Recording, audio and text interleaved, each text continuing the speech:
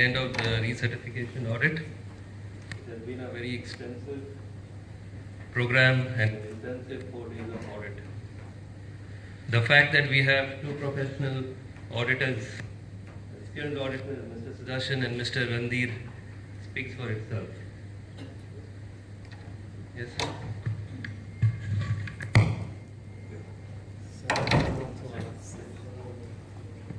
Check. And I'm sure some of you all must have experienced the intensity of this audit firsthand. It is a privilege to be audited by a reputed firm like DNV, and we welcome any findings that shall further strengthen Paci's security image. I'd like to thank Mr. Sudarshan and Mr. Randir for their time and efforts and their valuable advice they have offered to us at all times. I am sure with the various investments and enhancements Paci has made towards the business security, business services and business continuity is strong evidence of the management commitment and support towards the maintenance and continual improvement of ISMS. I would therefore like to take this opportunity to thank our DG, Mr. Masad Al-Asusi, for his staunch support towards the upkeep of ISMS. Thank you, Mr. Masad. And I also like to thank him for being with us here today in spite of his very busy schedule. I just heard that he's got so many meetings. In fact, he's got 2 more meetings to go to, so we'll try our best and finish it. Thank you so much. I would like to thank Mr. Mansoor for his unwavering support and commitment. And I know I have been troubling you so much, but thank you so much for all your patience as well. I'd like to thank Mr. Tariq, Paci's top management, the executive management, department heads, section managers, the ISMS team, especially for all their continuous support and commitment, and to all of you. I'd like to thank all Paci staff for their support and commitment towards ISMS as well. I'd like to thank Mr. Mahfouz and our internal auditors, Jesse, Reena, Rima, Ajeen, for their time and efforts and support. Last but not the least, I would like to thank the QAU team for their consistent and continuous efforts towards working towards ISMS. Thank you very much. Now, I'd like to call Mr. Sudarshan to present the audit findings. Thank you so much, Mario. The first thing I want to highlight here, both me and Randir, we are not new to Paci. And the first statement that we want to make is that we have seen a substantial improvement in Paci's ISMS. Now, this is my 4th visit here, or 5th rather, because the first one was a document review. So, in these past 3 years, there has been substantial improvement, not only in terms of technology, but also in terms of awareness within the organization as to what ISMS is, how it affects the organization and how it affects the public, more important. So the reason I just want to mention this especially is the days of the digital enabled enterprise is gone. It's no more digital enabled enterprise. Today it is the digital enterprise that is in, which means that everything, almost everything, you can say around more than 90% of the services will be performed through a digital means in most of the organizations, especially e-government, because more and more the services, as the populations grow, it is more and more difficult to actually deliver services of the governments. So that's why the digital enterprise has become more and more meaningful, and also it is a cheaper way and more secure way of dealing with these services. So that is one of the, I just wanted to start with that perspective, because the nature, again and again I keep repeating this, the nature of data that is available within Paci about the public is something extremely sensitive. So how we control, and that becomes a very important component of ISMS. Now the audit team, of course, me and Randir, we spent around 4 days here. So the criteria was the 27001 2013. So the 2013 version has about 114 controls, which means that it is now covering even the latest things like bringing your own device, and a lot of other changes that were brought in. And successfully last year, we transitioned you from the earlier version, which was 2005 to 2013. So that was, just a small note I just wanted to bring in. So the latest statement of applicability, which means that the 114 controls, how you have addressed it, it is now updated, and you have the version 1.10. So that is what is having.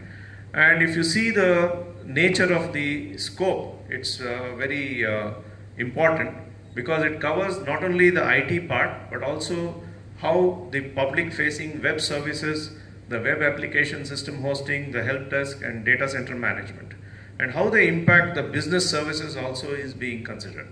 And I saw a significant change now within the organization. Earlier we were looking at only IT assets and then trying to figure out how it's going to be affected through the ISMS. But now slowly there is a shift to including business services into the whole, looking at the ISMS. So which means that the business impact is also going to be very important, not only the IT impact. So that is one significant thing I actually noticed, and even Ranveer noticed.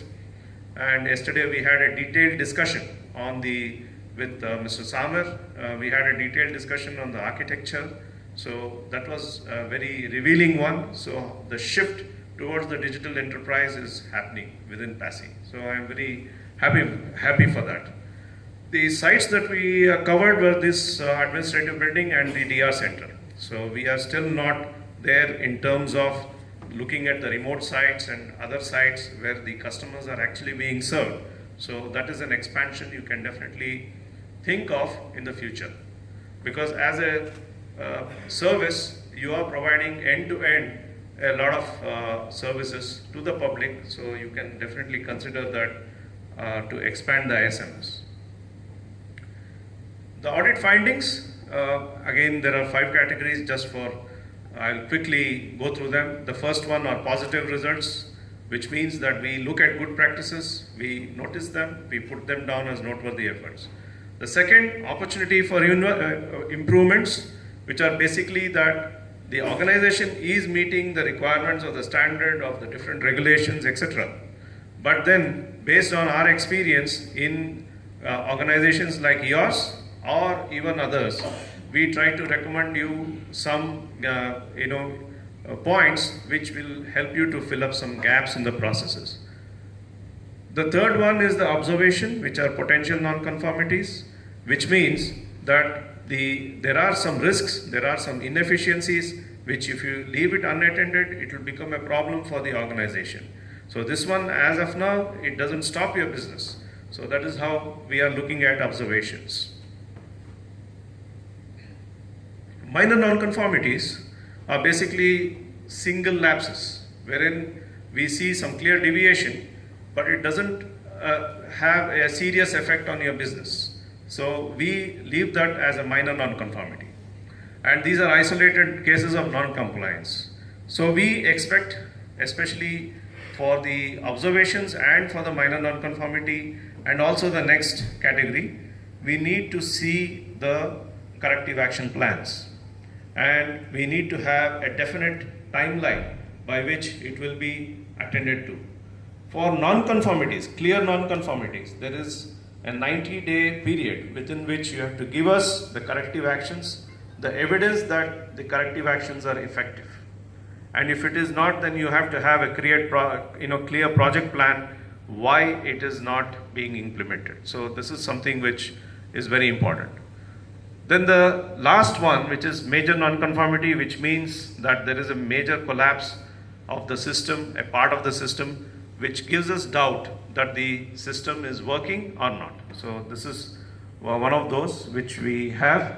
And then the implications of these are many. One is withholding of the certificate because you are now going for a recertification.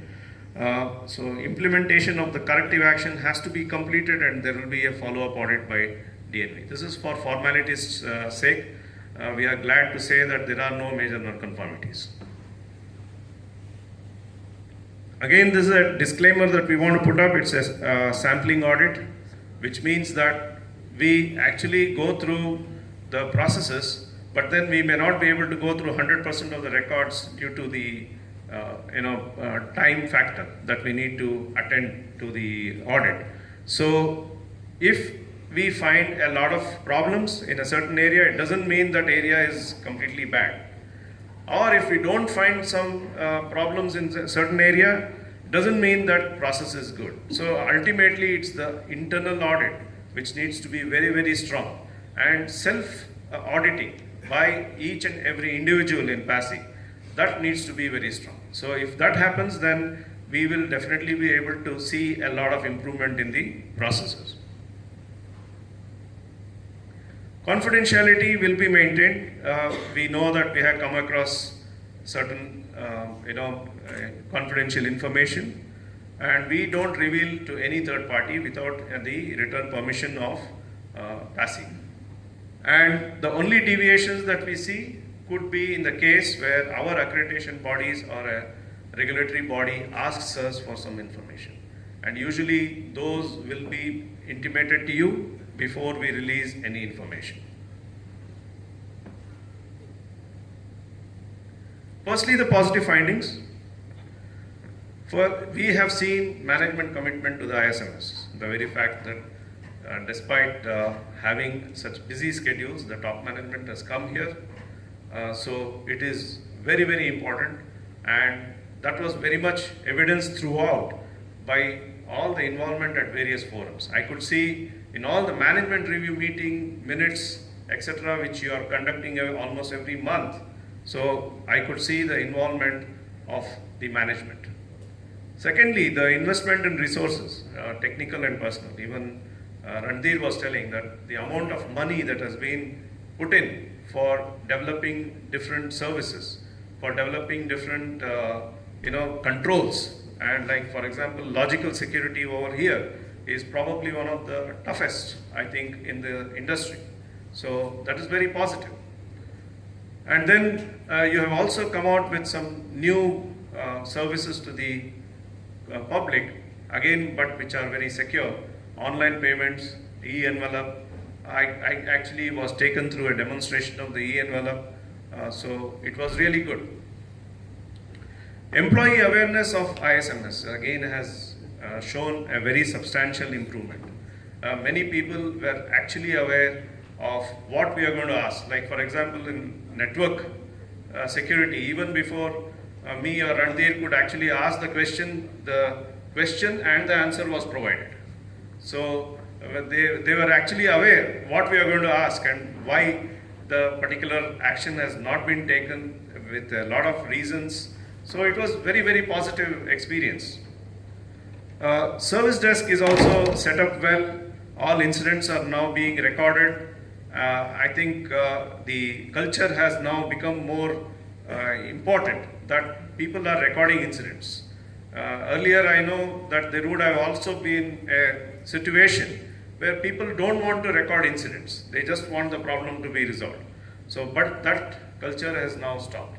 Actions are being taken only if an incident has been registered. So that's very positive.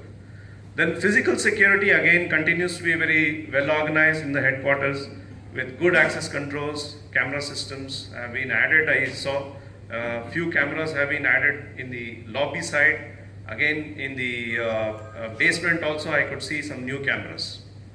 So these are all the positive points that I found. There were two focus areas that we had addressed. One was risk assessment. The second was project security, project management security. In terms of risk assessment, it's still a 3 on 5, but you have come a long way. Risk assessment is quite good and is based on services now, and in addition to the assets. That is what we were very happy. We were going through in detail and we found that even risks are being mentioned in the change tickets. Also, new risks have been identified for 2015-2016. In fact, on a monthly basis, the teams have been trying to identify risks, which is extremely good. I have not found other organizations trying to discover risks on a monthly basis, frankly. So this is a very, very positive development.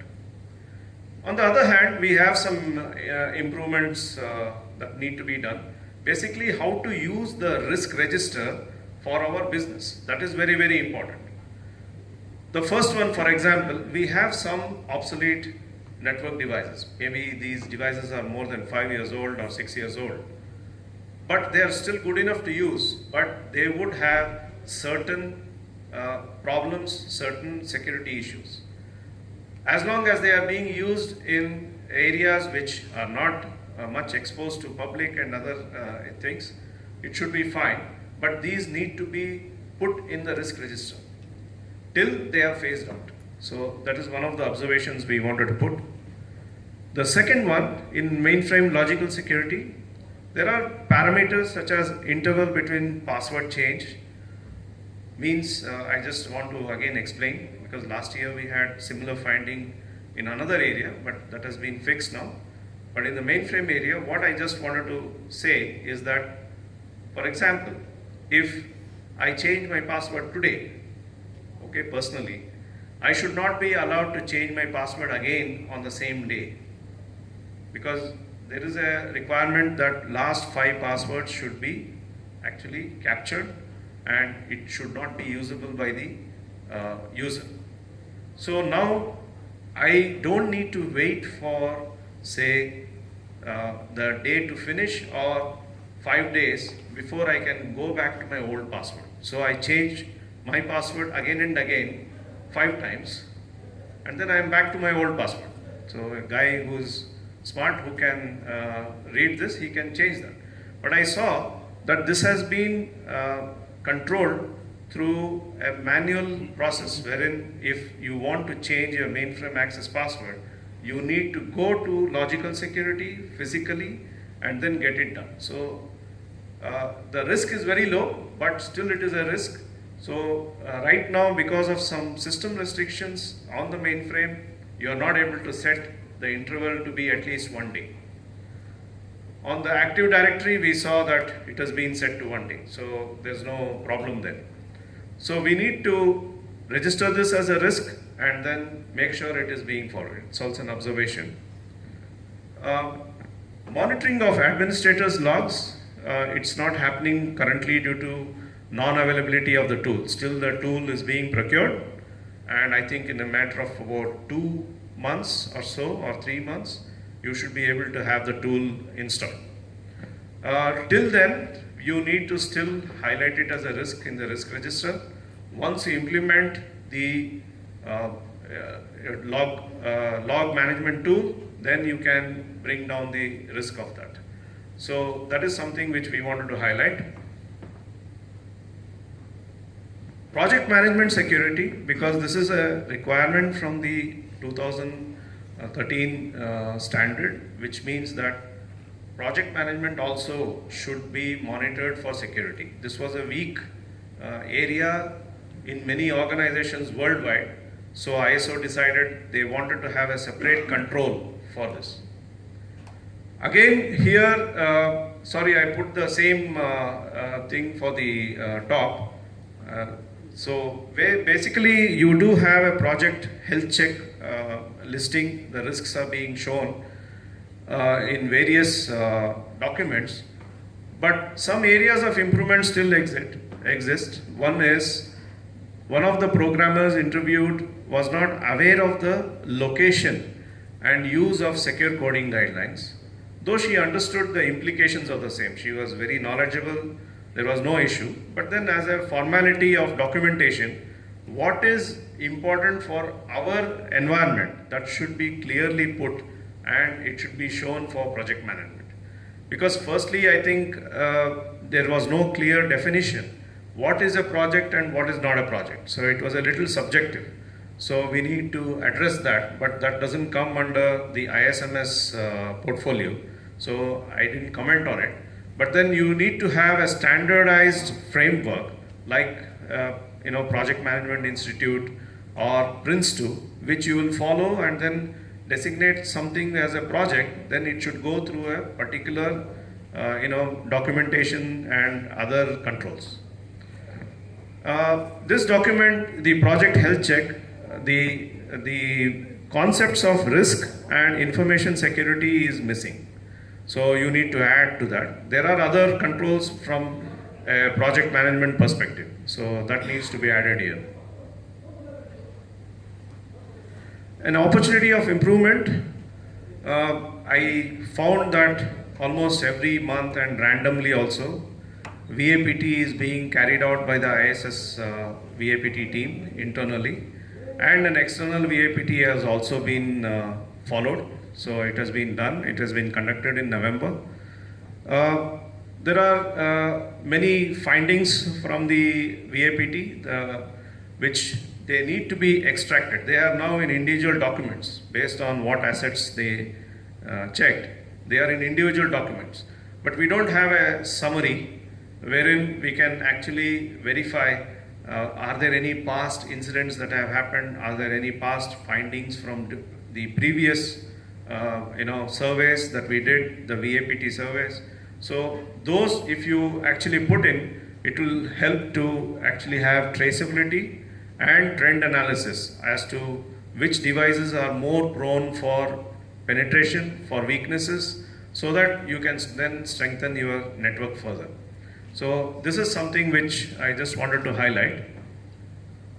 There is one more point which we have not put it in, but then there was an external vulnerability assessment conducted last November, and till now there are still some findings which have still not been completely addressed. So that needs to be done. It should be made sure that we highlight all the important ones. The important ones seem to have been fixed, but there should be a clear indication that all the findings have been addressed successfully. So that is something which I always suggest, that external VAPT results, there should be a timeline within which you need to complete the actions.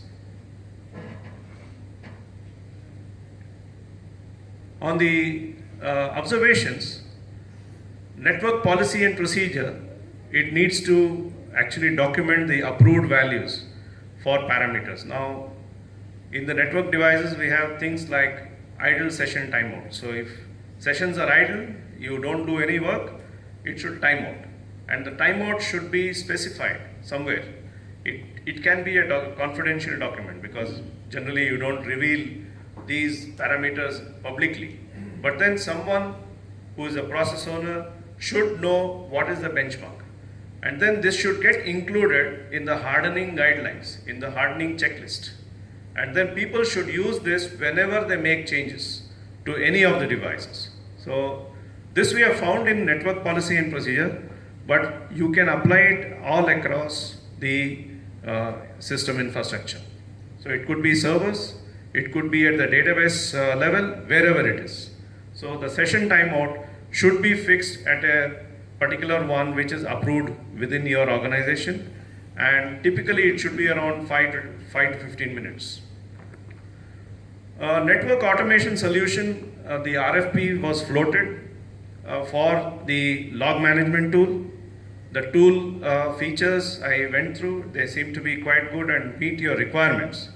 But then, what is the security compliance of the tool has not been mentioned. The features of the tool has been mentioned, but whether it meets your compliance requirements, that has not been mentioned in the RFP. So right from RFP stage, we should be very clear what are the points that we need to be met as criteria for security. So it should be ensured in all contracts, even before the contract is signed, even when we just start the proposal stage, we should be clear what are the security requirements. So that is what is required. And the next one is about exercising and testing. Now, as of now, I could see about 1 or 2 tests that have been conducted as part of the BCP exercise. But we also need to have records of individual items, individual configuration items. Like for example, the core routers. So we should have a test on one of the core routers and see will a failover actually happen successfully. then if there is a firewall, if the firewall in the headquarters fails, will the one in the DR center take over? So all these actually they should be tested on individual basis, because they will not represent a big risk to you as an organization. It will not bring down your services overall, because if you try to do at an overall stage, it can bring down all the services and public can get affected. So that can be actually minimized by using component level testing. So this is also important, and the documentation of the same should be kept. The next one, for all major changes to network, core routers, servers, websites, it should be ensured that VAPT is carried out. The vulnerability and the penetration testing should be carried out after every major change. So this I am seeing is not being documented. Maybe it is being done, but I am not seeing it documented. So that's something which we always say, please have it. It's very important. In the DR center, some work was done on the server rack, and then we found that the side panels have not been still put. And then when I inquired, it was told that there some work was done, and when they tried to fit the side panel, it did not fit, so they just kept it aside. So what is the use of the rack then? So when the vendor comes, they should make sure that it should go in the original form before they leave the site. So it should be very well noted, and people should know why exactly this problem came. Is it a problem in the rack quality? So you should check that too, because I could see that the frame was actually a little not supporting the weight of the devices also. Of course, a little bit of hang will be there on the devices, but it was a little more effort. So that's something which you need to explore, how you should buy the rack also, so that there are no problems when you do maintenance. And device parameter, the device sizes are also changing. So will this rack be able to keep up with that? So that's something which you need to explore.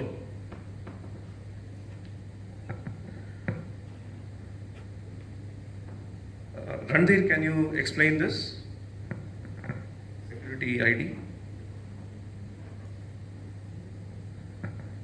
So what I observed is that there was one security incident. The ID is mentioned there, and this was regarding cable unplugged in the computer room, and this was reported in the month of Jan. A nice investigation is done, and I could see the logs of the access control and who has accessed that room. And the problem was our cameras were located in such a way that though the recording is there, but still we were not able to identify that who has actually plugged out those cables. Action what we have taken is that we have given verbal instructions to our employees that not to do this again. But still, the action doesn't guarantees that this will avoid a recurrence. So the corrective action could have been, let's have another camera which will cover the entire rack, and we are going to identify that if this happens again, then we could easily identify that who has done it. So the corrective action doesn't guarantees that the same will not happen again. So we are expecting the corrective action. We will make sure that the similar type of incidents will not happen. Yeah. I think that is mainly because second one. Yeah. Then second one is that we identify that one change is done in the configuration of border firewall on the date which is mentioned in the finding. But it is expected that when you are making such changes, then we need to take a backup of configuration, so that if something goes wrong during that particular change, we can have always a chance to go back and restore the old configuration and make sure that it gets going. So this was not evidenced in this particular case.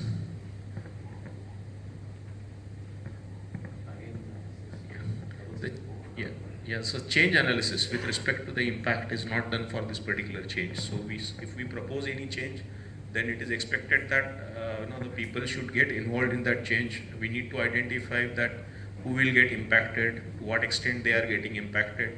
We need to get approval, and then only we should go ahead with the changes. When the changes are done, the respective stakeholders shall be informed. They are supposed to chase the change, and then only we should go ahead, and then only the change gets completed. So this is not evidenced in the change which is mentioned there. At DR site, when we visited yesterday, we have FM200 which we are using as a fire suppression agent, and in case of emergency that will help us to suppress the fire. But what we observed is that in one of the cylinder, there are total 8 cylinders I guess, and one of cylinder was having a less pressure than the normal one.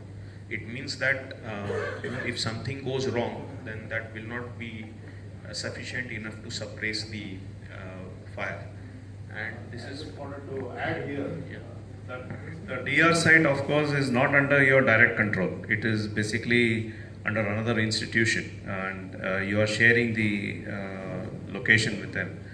But then we have to probably bring this up. And one more thing which we did not write here is that the entrance to the room where the FM200 cylinders have been kept, it is not secured. It was open.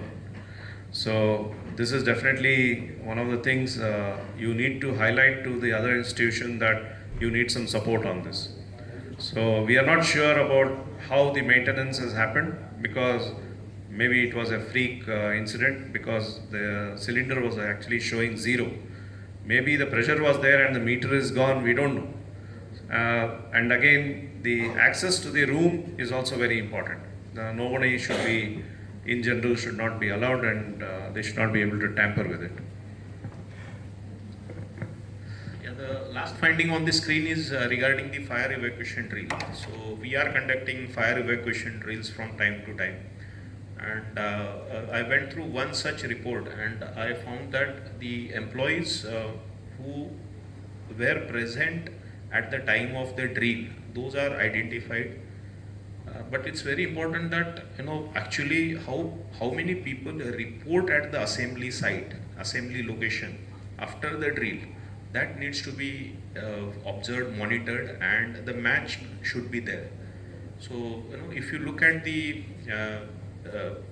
these fire incidents across the world, then one analysis shows that 70% time, if there are such incidences, then visitors are victims. So in the current report which we are capturing, there is not exclusively mentioned that how many visitors are present inside the facility and whether all of them have been evacuated. So when we are conducting a fire evacuation drill, it's very important that how many people were inside the facility, how many of them have excluded, if you are excluding for any reason.